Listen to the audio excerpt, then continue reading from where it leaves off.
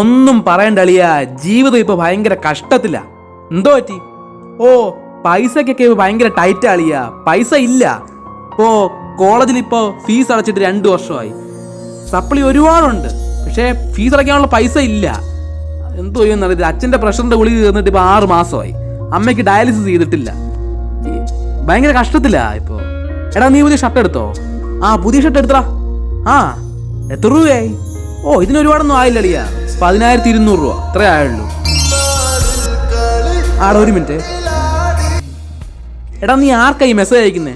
എടാ, ഞാനേ പുതിയൊരു കാറ് ബുക്ക് ചെയ്തായിരുന്നാ. അപ്പം അതിൻ്റെ ഷോറൂമിൽ നിന്ന് എനിക്ക് മെസ്സേജ് വന്നതാ. ആ, ഏത് കാറാ? ടൊയോട്ട ഫോർച്യൂണറാടാ, 45 ലക്ഷം രൂപ അത്രേ ആയുള്ളൂ. എന്നാ ശരിയടാ, എനിക്ക് വൈകിട്ട് മലബാർ ഗോൾഡ് വരെ ഒന്ന് പോകണം. അവിടെ എന്തുവാ? നാളെ അവളുടെ ബർത്ത്ഡേ ആടാ. അപ്പം അവൾക്ക് ഡയമണ്ടിൻ്റെ ഒരു നെക്ലസ് എടുത്ത് കൊടുക്കാമെന്ന് പറഞ്ഞായിരുന്നു.